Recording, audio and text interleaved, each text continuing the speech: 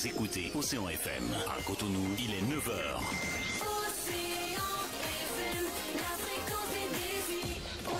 Il se dit toutes sortes de choses sur un plateau juste avant une émission. Ok, attention, dans une minute. Bon, vous êtes prêt, monsieur? Si, mais écoutez, pour Oui. l'interview, Oui. j'aimerais qu'on ne parle pas de cette fraude. Vous avez déjà fraudé? Si, mais je ne veux pas qu'on en parle. D'accord, bon, Et c'est puis bien. de cette drogue. Vous êtes déjà drogué? Si, mais je veux pas qu'on en parle. Bon, d'accord, on en parlera pas. Et puis de ce vol de documents. Vous avez déjà volé? Si, mais bon, vous voulez pas qu'on en bon, parle. Bon, c'est très bien. Et puis c'est à peu près tout. Quoi, vous avez déjà à peu près tout? Bon, monsieur Philippe Carnuche, Oui. veuillez signer ça, s'il vous plaît. Ah bon, attendez. Ici. Quoi, il faut que je signe avec mes organes génitaux? Comment? Là, c'est écrit les parties doivent signer. Ah non, les parties, c'est vous et le télédiffuseur. Il y a deux parties. Ah bon, d'accord, je signe. Bon, et Richard, il faudrait qu'on se parle, toi et moi. Hein. Ah oui, pourquoi? Au sujet de la qualité de l'émission. Ah, bon, ouais, merde. il faut qu'on se rencontre et qu'on se parle. Bon, ça va. Tu bon, vois, ok. c'est l'audimat qui m'intéresse. hein. Ah non, lundi mat, je peux pas, mais mardi mat ou mercredi mat, ça m'irait. Bon, on répète le truc avec la présentation et le synthétiseur. D'accord. On y va? Voici mon premier invité. Bon, ça colle, on va commencer. Bon, et Richard, oublie pas. Qu'est-ce qu'il y a? Sois naturel avec la caméra. Mais oui. Tu t'adresses à la caméra comme si c'était une personne. Ça va. Musique.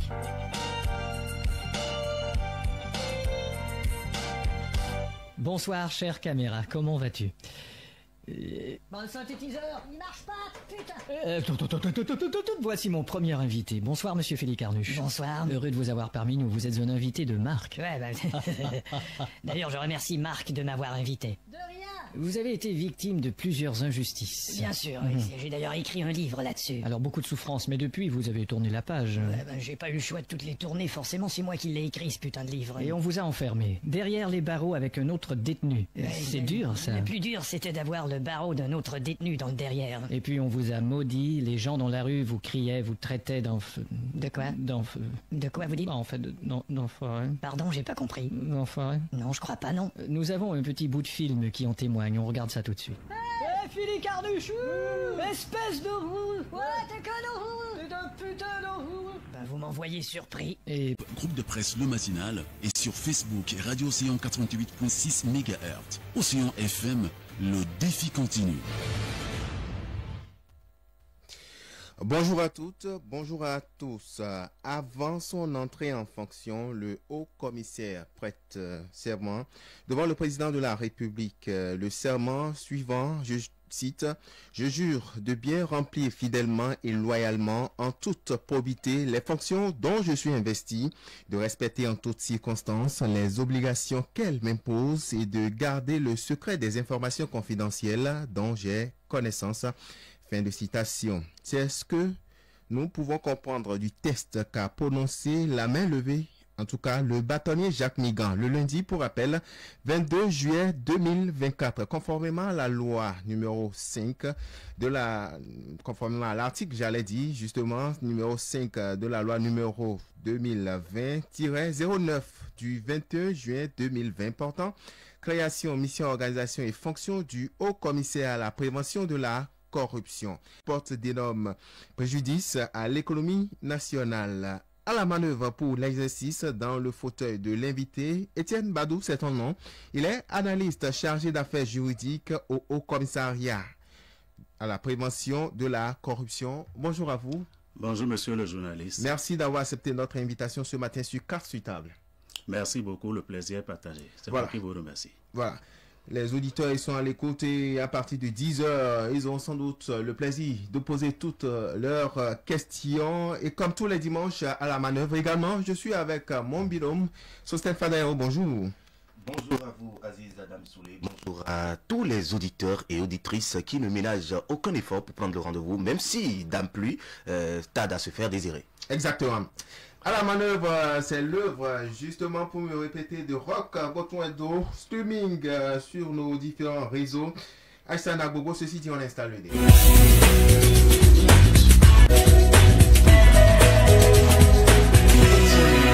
De nouveau, bonjour. Oui, bonjour monsieur Sosten.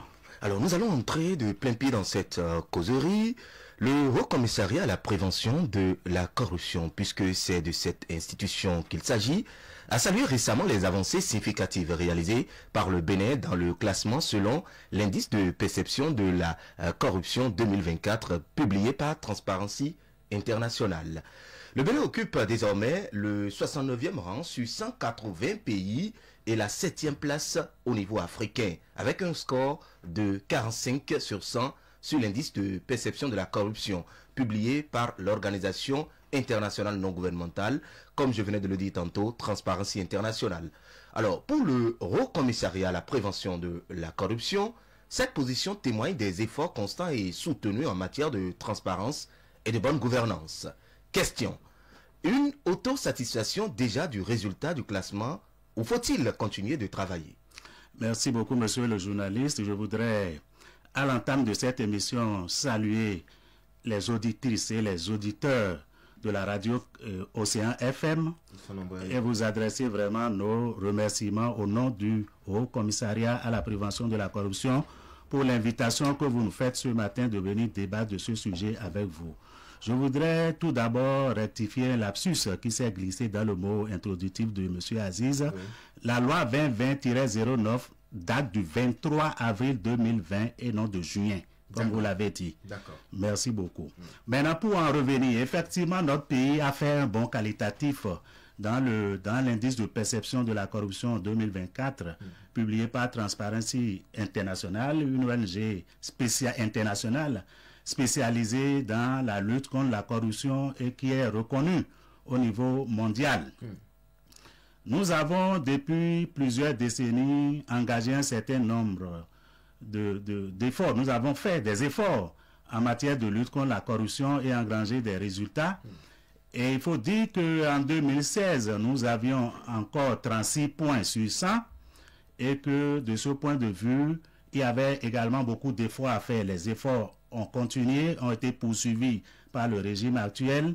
Et l'année passée, si vous parlez de 2023, à l'édition 2023, nous avions comme score au niveau de l'indice de perception de la corruption un score de 43 points sur 100.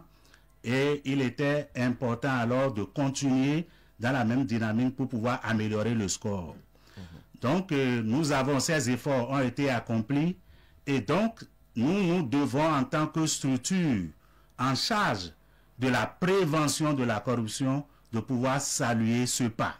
C'est un pas important, même si vous avez 1000 pas à franchir et que vous en accomplissez un, il faut saluer déjà le pas franchi. Cela ne veut pas dire que des efforts ne doivent pas être faits. Pour répondre à votre question, ce n'est pas une autosatisfaction.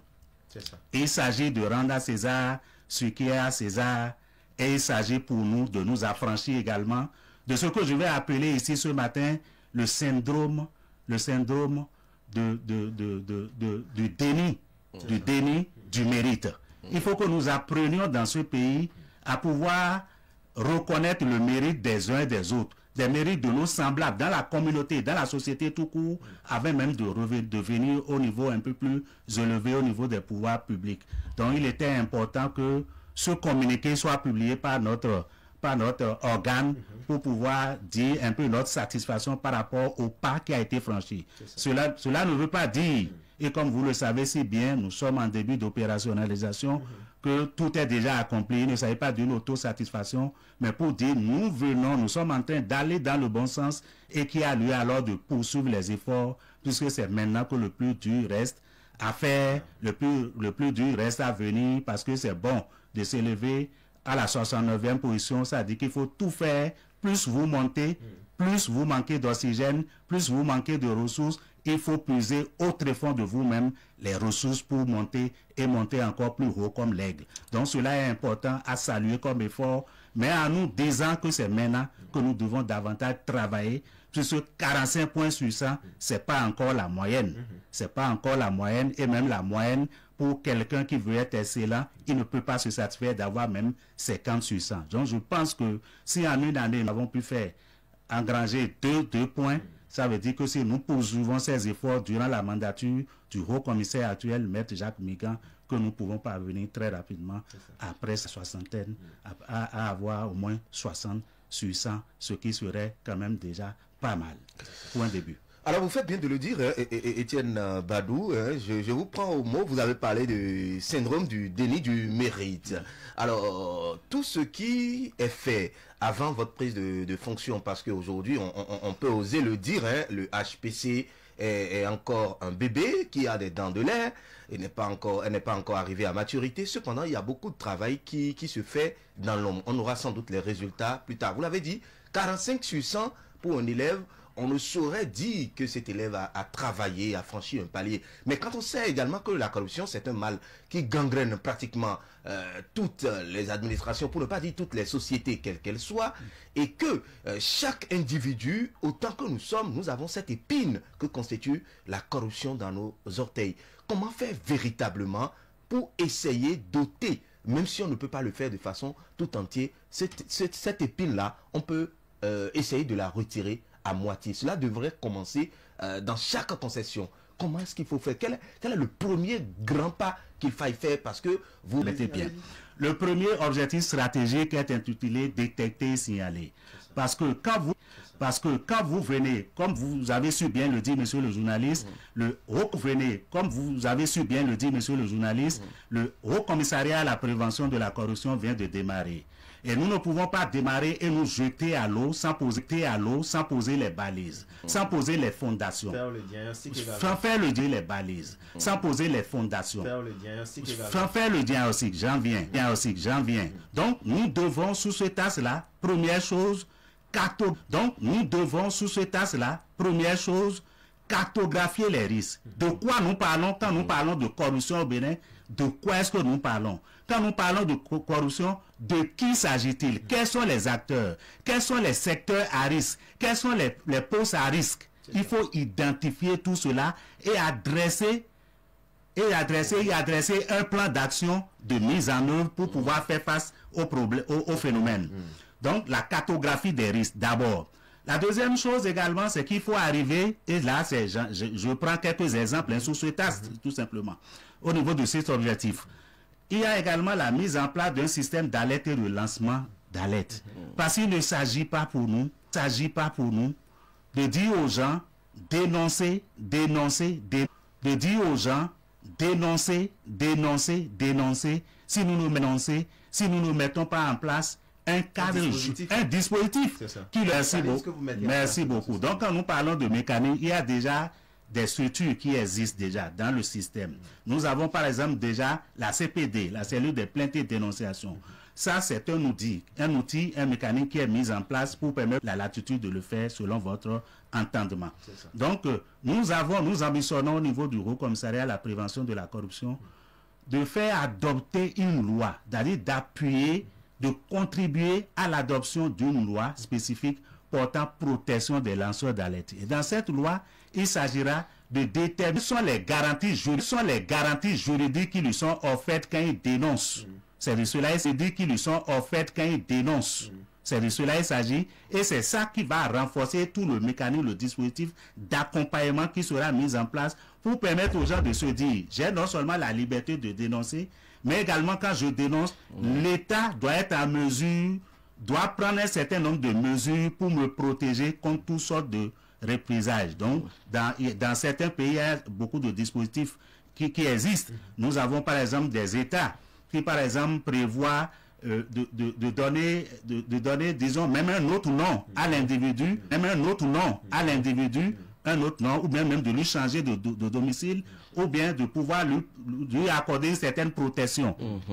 Vous comprenez? Donc ça, c'est toute une gamme variée de mesures qui existent quand nous parlons de protection des mesures d'alerte. Donc il faut y prendre actuellement et en train de poser les balises. Nous sommes comme un immeuble qui aspire, qui désire s'élever dans les airs. D'accord? Mais nous devons, le tout dépend de la fondation. Vous ne pouvez pas construire un immeuble à 10 étages avec une fondation d'un immeuble qui ne peut être que R+10 ou bien R+20. Donc nous devons aller en profondeur et poser les bases pour faire en sorte que la question de la prévention, puisque même de la structure, désormais l'emphase est faite sur la vie, est intitulée éduquer, sensibiliser.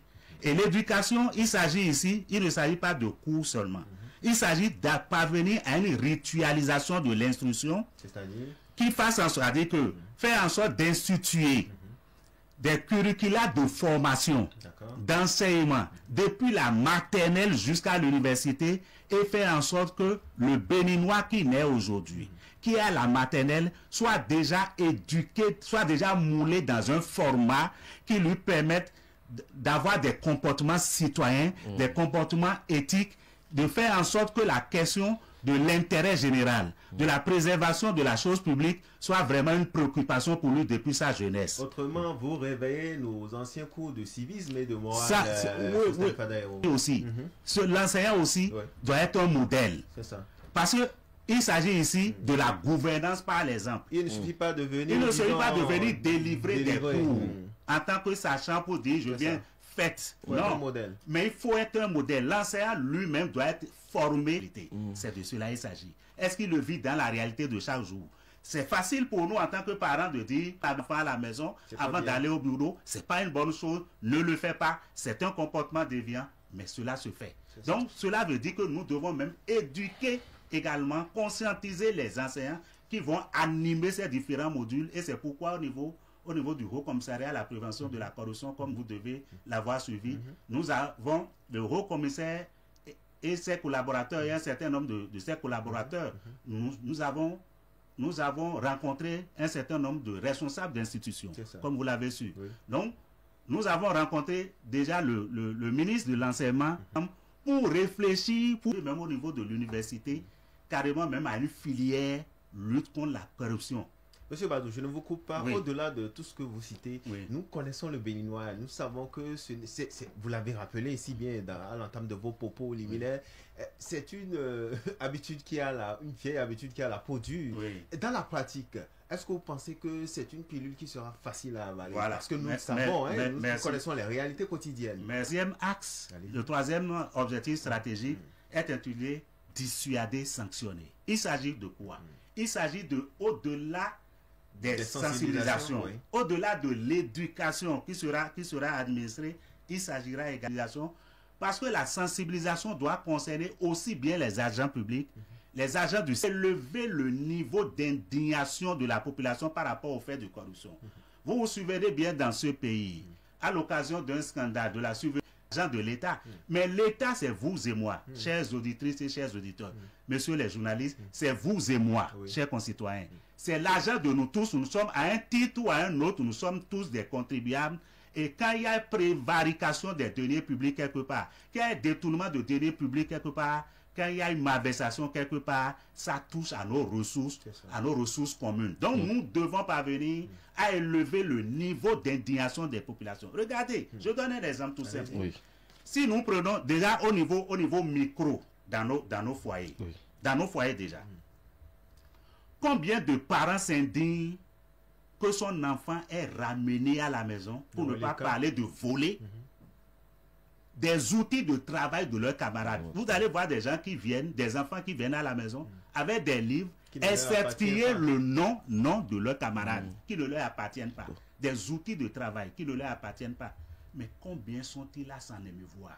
Ça commence par là. Quand vous ne donnez pas le signal déjà à la maison, que le bic là, c'est pas moi qui te l'ai acheté, où est-ce que tu l'as trouvé, mon garçon? Retourne ça immédiatement. C'est à partir de là qu'il saura que cet acte-là, peut-être qu'il n'en avait pas conscience. C'est un acte punissable. C'est un acte punissable. C'est dangereux, ce n'est pas bon. Parce que comme on le dit, au primaire, il a volé un bic. En tant que parent, tu t'es tu. Qui a volé un œuf, volera un bœuf demain. Et on ne sera pas surpris que celui-là, demain, quand il sera en situation de responsabilité, que celui-là ne commette des actes de corruption. Vous voyez un peu. Donc nous devons parvenir à élever également le niveau d'indignation de la population. Pourquoi on commence à se scandaliser de tout ce qui se fait, de la gestion qui se fait des ressources publiques? Tant que nous ne parviendrons pas à ça et que nous aurons le sentiment que l'État c'est eux et que nous c'est nous, ça veut dire que quelque part nous ne sommes pas encore parvenus même à former une communauté nationale. Ça veut dire que nous ne sommes pas parvenus à former encore une nation, chaque citoyen ayant le sentiment d'appartenance à cette même communauté. C'est vraiment très important à souligner. Vous appelez là à une, comment on appelle, une prise de conscience collective. Une prise de conscience collective à toutes les strates de la société.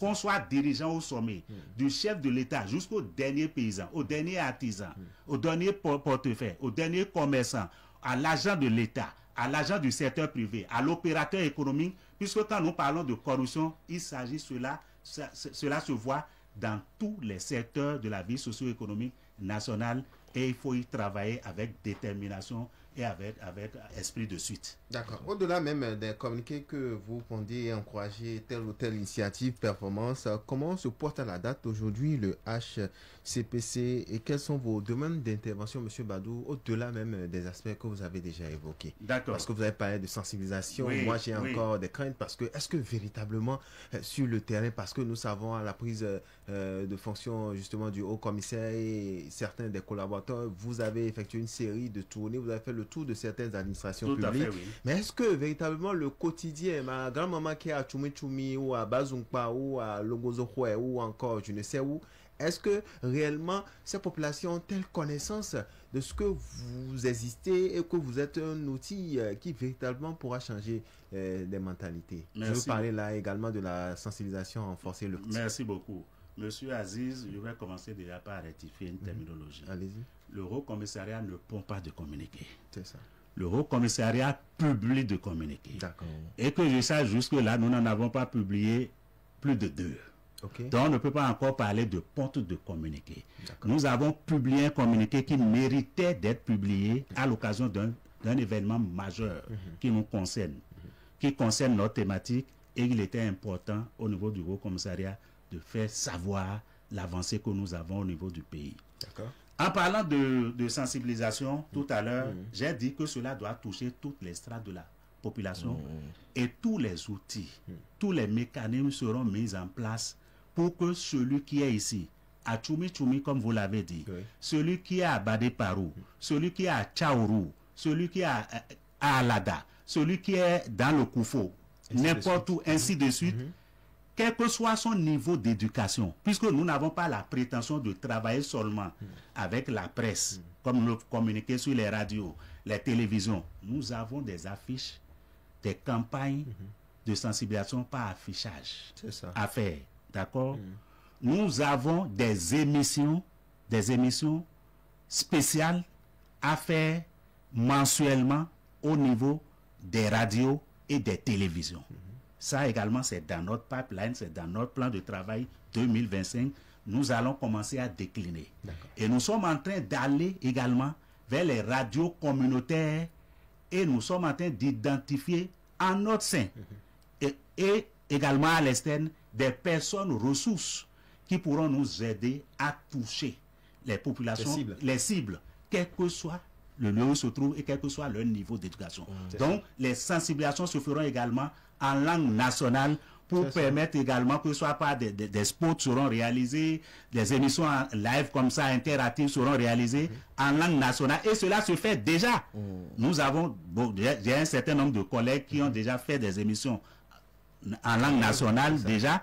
Et cela va se poursuivre tout au long de l'année 2025 et les années à venir pour toucher toutes les cibles de la population, parce qu'il s'agit d'un mal, d'une gangrène qui opère au niveau de toutes les strates de la société.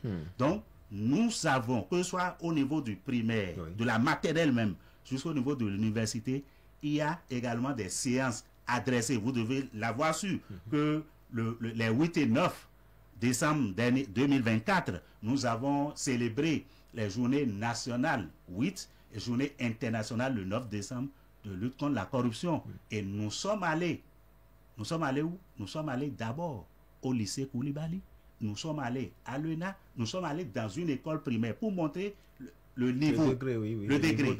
Qu'on soit à la maternelle, au primaire, au secondaire, à l'université, nous allons tenir des séances de travail avec toutes ces parties prenantes et nous irons également dans le secteur privé également. Les opérateurs, les agents économiques également seront sensibilisés. Donc, au terme de ce mandat, ce qui est clair, il n'y aura pas un Béninois qui n'ait pas entendu parler du HCPC. Non seulement du HCPC, mais être sensible, qui ne sera pas sensibilisé sur la nocivité de ce qu'on appelle corruption. Parce que quand nous parlons de corruption, on dit très souvent, c'est comme cette semaine, c'est en début de cette semaine, les lundis et mardis derniers, s'est tenu ici à Cotonou, un colloque régional sur la corruption et les flux financiers illicites. On a essayé de voir les impacts de la corruption et des flux financiers illicites sur le développement des pays de la sous-région. Et quand vous entendez que, par exemple, par an, nous perdons, par exemple, 68 milliards de dollars dans les faits de corruption, les flux financiers illicites, quand nous parlons de flux financiers illicites, c'est tout ce que nous avons comme criminalité organisée, traite humain, traite d'organes, blanchiment de capitaux, ainsi de suite. Trafic d'armes, c'est tout ça. Quand vous entendez ça et que vous comparez avec le montant de l'aide publique au développement, vous comprenez qu'en vérité, nous n'avons pas, si nous luttons efficacement contre la corruption, si nous luttons efficacement contre les flux financiers illicites, nous sommes en capacité. On n'a pas besoin de l'aide étrangère. Et même mieux, ça dit qu'il nous resterait même des reliquats pour notre développement. Donc, les questions, par exemple, d'objectifs de développement durable, qu'on se peine, on n'arrive même pas encore à atteindre, ce seraient des choses que nous pourrons faire aisément si nous arrivons à maîtriser la corruption dans notre pays. Parce que quand nous parlons de ces montants, ça semble être peut-être des montants, ça semble être des vues de l'esprit, n'est-ce pas?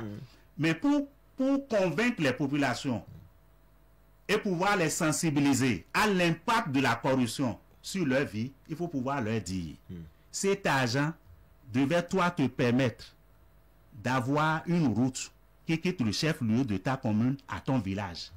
Cela doit permettre à ce que l'État soit en capacité de construire des centres de santé, de construire des écoles, des hôpitaux dans ton village, et que le palu, tout simple qui tue les enfants, tes frères et tes soeurs, tes cousins au village, que tout cela sera conjugué au passé si nous conjuguons les efforts, pas un sursaut national, pas un changement de comportement à maîtriser la corruption, nous allons pouvoir être en capacité de financer tout cela. Et je vais vous dire, ceci. Si aujourd'hui, c'est pourquoi j'ai dit rendons à César ce qui est à César. Si nous sommes parvenus aujourd'hui à faire tout ce que nous avons, les infrastructures que nous avons, je suis venu dans ce quartier il y a peut-être un peu très longtemps, mais quand nous voyons tout ce qui a été fait dans notre environnement ici à Apapa, là où nous sommes, et un peu partout dans Cotonou, dans toutes les villes du Bénin, du nord au sud, il n'y a pas une région qui n'ait pas été impactée par les actions qui sont en cours. Si nous sommes en mesure de le faire, ça veut dire que quelque part, nous avons en nous le génie. Nous avons la capacité, il suffisait de repenser les choses. Il suffisait de rêver beau, de rêver grand et d'être rigoureux. C'est ce qui a manqué. D'être rigoureux et de faire en sorte de mettre les populations à contribution pour que l'édifice national soit bâti. C'est de cela il s'agit. C'est vrai que le temps évolue, on va permettre... le temps ne saurait d'ailleurs s'arrêter, d'évoluer dans le débat. Alors, si les auditeurs venaient de nous rejoindre, vous êtes bel et bien sur carte sur table. Nous parlons de la lutte contre la corruption au Bénin, le Haut Commissariat à la prévention de la corruption, HCPC. Est-ce la thérapie? Et pour l'exercice, nous recevons Étienne Badou, il est analyste chargé d'affaires juridiques au HCPC. Alors, on se rappelle, lors de l'installation de l'équipe, le chef de l'État, Patrice Talon, affirmait, je cite, « La tâche sera difficile et compliquée ». On sait également que chaque pays a ses réalités. Alors, Étienne Badou, quelques mois après votre installation et les multiples descentes sur le terrain, quel est le constat? Merci beaucoup, M. Sosten. Le chef de l'État, effectivement, le 22 juillet 2024, à l'installation, à la prestation de serment du haut-commissaire, avait eu à dire effectivement qu'il s'agit d'une mission, de la mission la plus difficile de la nation de la République, pour le citer exactement. Effectivement, c'est difficile et il parle en connaissance de cause. Regardez tout simplement. La criette a été créée, n'est-ce pas? Regardez les sanctions qui sont infligées au niveau de la criette. Tout récemment, le mois dernier, dans le dossier de la DGI à Domano, c'est 30 ans de prison. Mais est-ce que c'est ça? C'est vrai que ça va réfréner l'ardeur de beaucoup de gens, c'est sûr. Mais est-ce que c'est ça qui va mettre un terme au fléau? Je ne le pense pas. Bon. Ça veut dire qu'en vérité, le travail, c'est un travail en profondeur qu'il faut faire sur l'être. C'est un travail qu'il faut faire sur l'être humain, sur le matériau humain. Faire en sorte de construire, de bâtir un matériau humain de type nouveau. C'est-à-dire reformater dans son système de pensée. Devrions-nous aller vers une aliénation? C'est pas, non, pas du tout. C'est pas une aliénation. C'est une question de prise de conscience. C'est-à-dire que toi-même, tu te dis, regardez, si vous prenez la route et que vous dites, vous allez à Porto-Novo, et que vous arrivez au niveau de la Sobibra, vous vous rendrez compte que vous êtes trompé de chemin. Vous allez continuer? Vous n'allez pas continuer, monsieur Sussen. Vous allez rebrousser du chemin. Donc, à partir du moment où on arrivera à convaincre les uns et les autres, à sensibiliser les uns et les autres de la nécessité d'un changement de comportement, vous verrez bien qu'au lieu de continuer dans les déviances, les gens choisiront parce qu'ils sont eux-mêmes convaincus. Quand l'homme est convaincu lui-même, on n'a pas besoin de bâton derrière lui. Il fera les choses selon les règles de l'art. Donc, à chaque fois, dans toute situation où vous touchez aux intérêts des gens, c'est normal. Quel est le tout sur le terrain? Quel est l'état des lieux sur le terrain? Mais c'est forcé. Vous aurez forcément de la résistance. Donc actuellement, M. Badou, vous avez des poches de résistance dans votre combat. Mais cela doit exister forcément. Parce que quelle est la thérapie de choc alors? Non, c'est ça ce que je suis en train de dire. Oui. C'est d'abord en profondeur, au-delà des sanctions, sur les citoyens. de travailler, parce que nous avons la perspective, nous travaillons dans une perspective durable. Nous ne sommes pas là pour sanctionner uniquement. Pour une lutte spectacle. C'est ça. Non, nous voulons travailler en profondeur. Si nous n'arrivons pas à avoir des résultats qui perdurent sur la durée dans le système, de façon générale, dans le vécu des citoyens, dans le système, de façon générale, dans le vécu des citoyens, il y a quelque chose que nous ne sommes pas encore parvenus à faire. Et vous savez, aujourd'hui, nous sommes en train d'aller, l'État mène aujourd'hui une politique de dématérialisation des procédures, des services aujourd'hui, qui est une très bonne chose, que nous, au niveau du Haut Commissariat, sous l'un de nos axes, nous soutenons. Nous soutenons. Parce qu'en évitant le contact entre l'usager et l'agent, c'est que quelque part, le pacte corrupteur est rompu. C'est ça. Parce que nous avons beaucoup plus de facilité quand nous nous voyons, Monsieur Aziz, quand nous nous voyons, j'ai la capacité de négocier. Mais si mon téléphone, mon ordinateur que je dois prendre pour remplir un formulaire, on ne saurait négocier avec la plateforme. On ne saurait négocier avec la plateforme.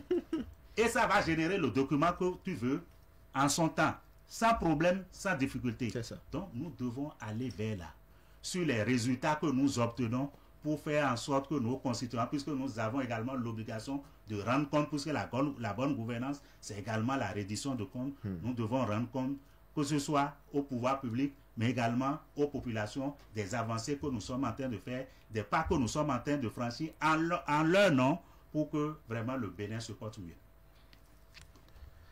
Et le Bénin se portera davantage mieux, puisque chacun doit pouvoir s'unir dans cette lutte. Alors, le haut-commissaire à la prévention de la corruption a pour mission de suivre la mise en œuvre au sein des institutions et administration de l'État des mesures de lutte contre la corruption, puisque c'est de ce mal qu'il s'agit, d'initier également et de mettre en œuvre des actions de prévention de corruption également dans le secteur public comme privé, vous l'avez mentionné tout à l'heure. Alors, dans cette mission régalienne, vous avez parlé également des poches de résistance à ce que tous les organismes publics ou privés bénéficient de financement public, disposent de manuels de procédure et de collecter, d'analyser, de mettre à la disposition des autorités judiciaires chargées des poursuites les informations, y compris celles portées à sa connaissance aux fins de détection et de répression des faits de corruption, de fraude et de pratiques assimilées. Alors, depuis votre prise de fonction, y a-t-il déjà des cas que vous avez enregistrés? Merci beaucoup, Monsieur Sosten. Je me dois la vérité de reconnaître qu'effectivement, le Haut Commissariat à la prévention de la corruption au niveau. Donc, vous voudrez bien me permettre de ne pas entrer dans les détails, mais nous en avons déjà enregistré et ce n'est pas de petits dossiers.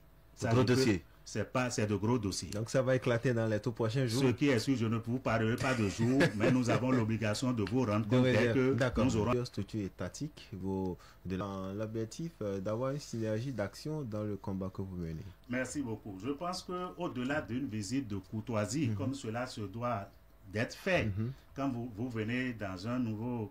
Quand vous venez d'être nommé, les civilités républicaines veulent que vous rendiez une visite de courtoisie à vos prédécesseurs des institutions de l'État.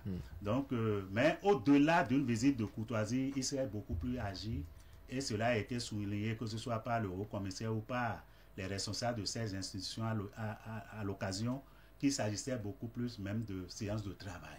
Parce que nous avons profité pour évoquer les passerelles de collaboration que nous pouvons avoir avec ces différentes institutions et dire un peu ce que nous entrevoyons en ce qui concerne leur secteur respectif. Il y a au niveau de plusieurs institutions, nous avons demandé, nous avons prévu, nous leur avons proposé. Il y a des corps spécialisés, il y a des entités, des secteurs qui méritent d'avoir des codes spécifiques. Nous avons eu l'occasion de revenir là-dessus et dans notre agenda, effectivement, cela sera fait. Nous allons appuyer les services de ces différentes institutions à l'effet de se doter de ces différents codes pour faire en sorte que l'intégrité, puisque quand nous parlons en fait de corruption, il s'agit d'un antivaleur. Il s'agit d'un déficit, d'une atteinte à la probité.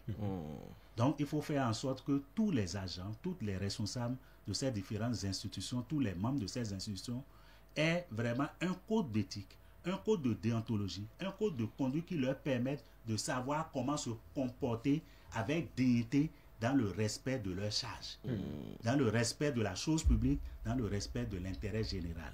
Donc il s'agissait beaucoup plus même de séances de travail, donc c'est pas seulement des séances de courtoisie, c'est pas seulement des audiences, des visites de courtoisie, mais c'est agi beaucoup plus de séances de travail. Nous avons débattu à bâton rompu des passerelles de collaboration que nous pourrions avoir avec ces différentes institutions. Et vous me permettez de dire et d'indiquer et de préciser que la lutte contre la corruption n'est pas une lutte solitaire. Il ne s'agit pas de la lutte d'une seule partie prenante, mais il s'agit d'un processus multi-acteurs où au niveau d'un pays, nous avons un ou des organes anti-corruption, mais nous avons également des organisations de la société civile qui œuvrent également dans ce secteur. Nous avons même également des journalistes d'investigation également qui travaillent dans le domaine. Donc, tous ces acteurs, et nous avons tous les maillons de la chaîne. Tous les maillons de la chaîne, deux institutions de l'État, nous devons travailler avec la justice. Vous comprenez aisément, nous devons travailler avec la justice, nous devons travailler avec le ministère des Affaires étrangères, les différents ministères, de façon générale, les différentes institutions, pour faire en sorte que à ce que la loi attend de nous. Alors, puisque vous avez eu des prises de contact avec plusieurs institutions de l'État, et vous l'avez également affirmé que ce n'est pas une lutte solitaire, ça devrait intégrer beaucoup d'autres personnalités à divers niveaux. Qu'en est-il du FONAC de Jean-Baptiste Elias qui faisait déjà un travail dans ce sens? Est-ce que vous avez de bonnes relations avec lui? Nous avons de très bonnes relations avec toutes les organisations de la société civile. C'est vrai que nous n'avons pas encore eu le temps de rencontrer, puisque nous avons, comme vous pouvez le constater, nous avons déjà eu le temps de rencontrer les présidents des institutions constitutionnelles et légales et autres, les responsables ministériels. Mais nous n'avons pas encore rencontré les OSC de lutte contre la corruption. Mais nous avons déjà rencontré l'une d'elles, qui est Social Watch Bénin, avec qui nous avons beaucoup travaillé. Nous avons eu des échanges et nous avons déjà dans notre agenda, dans les jours, dans les semaines à venir, de tenir une séance de travail avec toutes les organisations de la société civile, y compris le FONAC, qui est dans le secteur depuis des décennies déjà. Donc, nous devons travailler avec toutes les OSC, nous devons fédérer les énergies, conjuguer les efforts pour faire en sorte que nous puissions aller vers l'atteinte de l'objectif qui est de réduire à tout le moins significativement le fléau de la corruption dans notre pays et d'asseoir un cycle d'intégrité qui permette à tout citoyen, à toutes les strates de la société, de pouvoir mener une vie de probité. C'est de cela il s'agit. Monsieur Banou, revisitons un peu l'histoire. Quand on parle de lutte contre la corruption au Bénin, c'est aussi de gros scandales financiers. Quand on parle de lutte contre la corruption au Bénin, c'est aussi de gros scandales financiers que le Bénin a connu par le passé. Je veux nommer par exemple l'ancien siège de l'Assemblée nationale. Alors, au commissariat, par exemple, a-t-il cherché à faire ou mener des démarches nécessaires afin de situer des responsabilités dans cette sulfureuse affaire, oui, on le sait, qui a engagé toute une république? Merci beaucoup, monsieur le journaliste. Comme vous le savez, nous sommes en pleine opérationnalisation et nous allons nous intéresser, c'est clair que nous allons nous intéresser aux dossiers qui existaient avant que l'institution locale. Ce n'est qu'un seul dossier parmi tant, donc il y a le PPA2 par exemple et bien d'autres. J'ai parlé de tous les dossiers, des dossiers qui sont déjà, qui existaient avant la création du commissariat, du ACPC. Mais nous sommes à une phase d'opérationnalisation où nous ne devons pas tout embrasser à la fois. Nous devons nous focaliser sur comment bâtir l'édifice d'abord. Et quand nous aurons fini dans les mois à venir de bâtir l'édifice, nous allons nous intéresser davantage aux dossiers, puisque je vous l'ai dit tout à l'heure, que nous en recevons de nouveaux. C'est-à-dire, après la création du Haut Commissariat, nous en recevons. Voilà, des dossiers nous parviennent.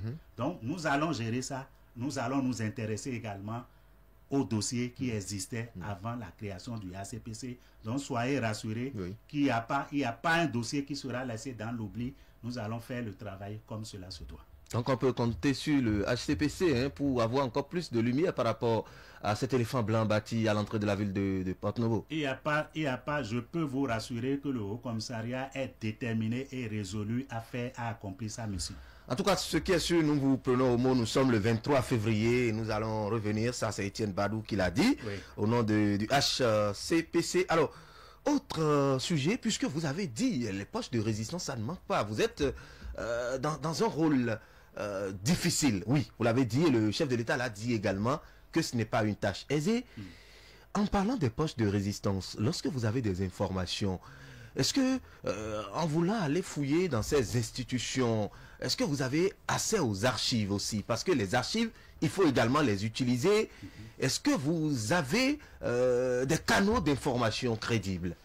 Merci beaucoup, monsieur le journaliste. Je crois que le Haut Commissariat à la prévention de la corruption, au thème du décret, numéro 2024-1004 du 26 juin 2024 portant AOF, c'est-à-dire attribution, organisation et fonctionnement du cabinet du secrétariat général, au titre de l'article 2, il est écrit que le Haut Commissariat a pour mission de suivre la mise en œuvre au sein des institutions et administrations de l'État des mesures de lutte contre la corruption, d'initier et de mettre en œuvre des actions de prévention de la corruption dans le secteur public comme privé. Dans ce cadre, il peut, et là j'insiste là-dessus, solliciter des mesures d'instruction conservatoire. 2. Demander à toute administration d'être tenue informée des mesures qui auront été effectivement prises pour remédier à la situation dont elle est saisie et à défaut de réponse satisfaisante dans le délai qu'il a fixé, en aviser par écrit le président de la République et s'il échait, en fait mention dans ses rapports. 3. Demander à toute autorité compétente de lui communiquer tout document ou dossier concernant une affaire à propos de laquelle il fait une enquête, à l'exception des dossiers couverts par le secret de confidentialité relative à la santé des personnes, vous comprenez bien, à la défense nationale, la sûreté de l'État, la politique extérieure, les procédures judiciaires, toutes les interdictions légales. À part ces différents aspects, d'accord, où on peut nous opposer peut-être un refus, si on peut le dire ainsi. Dans toutes les autres matières, c'est-à-dire en règle générale, quand nous demandons à toute administration un document, une information, l'administration est obligée au thème de ce décret dont je viens de vous lire les dispositions de l'article 2 de donner satisfaction au Haut Commissariat à la prévention de la corruption.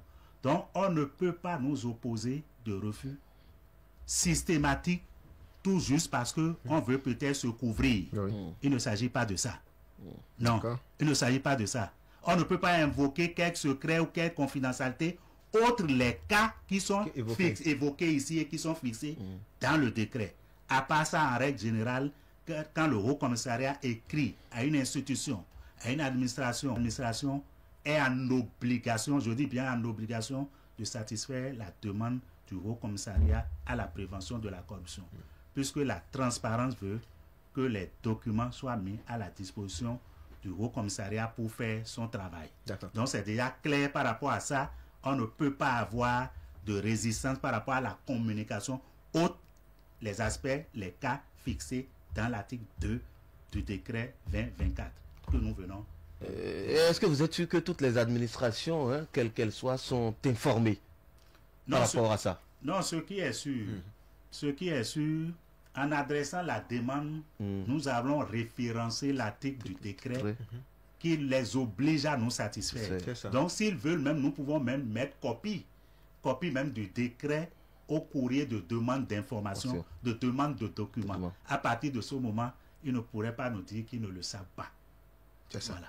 Alors, dites-nous, la prise de contact et les différentes descentes dans les institutions de la République par le bâtonnier Jacques Migan, au-delà de ça, la corruption n'est pas qu'à Cotonou seul et dans les autres institutions.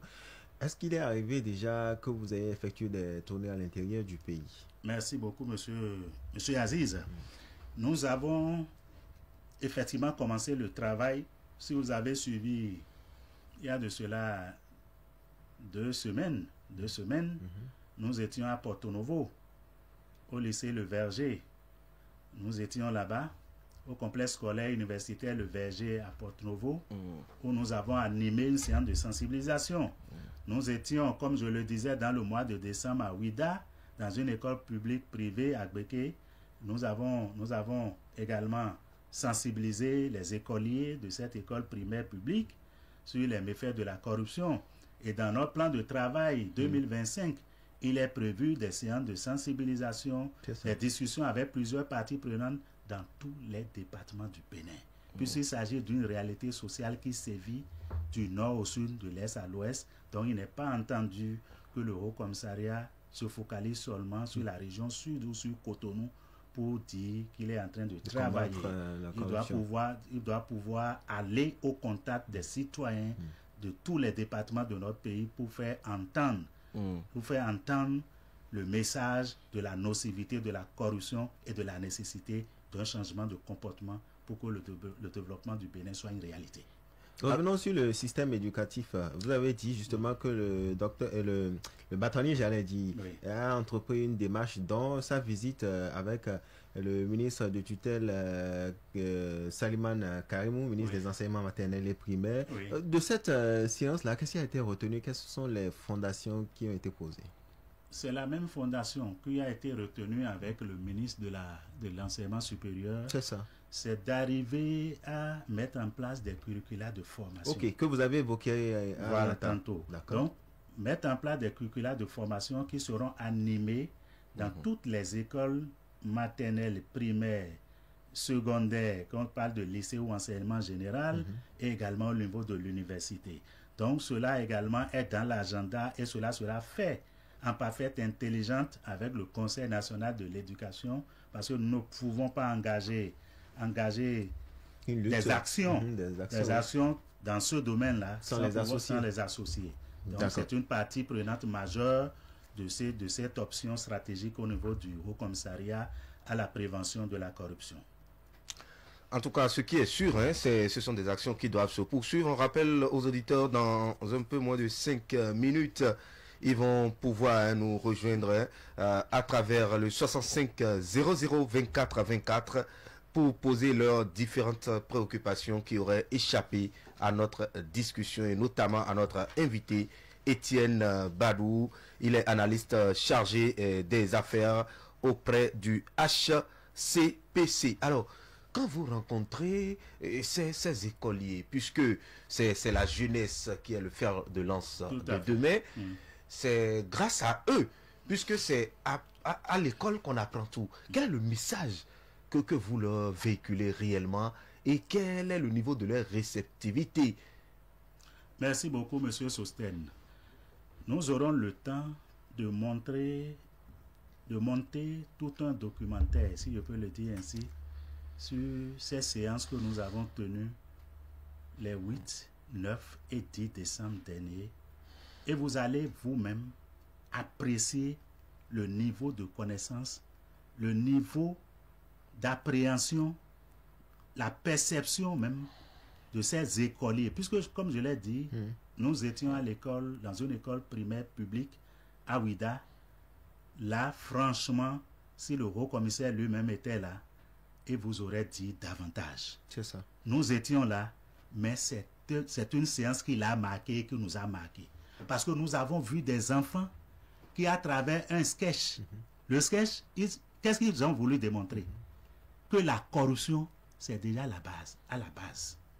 Ils ont voulu montrer que, à l'occasion, la trame même du sketch, c'est quoi? C'est qu'à l'occasion de la désignation, sinon de l'élection des responsables de classe, il y en a même qui ont soudoyé leurs camarades. Prenez-moi, prends 25 francs, prends 10 francs à la récréation, ceci, cela. Et c'est comme ça que le responsable là a été élu. Et c'est pas tout juste du sketch. C'est une réalité qu'ils ont dépeint. Vous comprenez un peu que ces élèves-là ont dépeint. C'est une réalité. Et quand déjà au niveau primaire, les gens sont déjà à la connaissance de ces actes, de comment faire de comment contourner.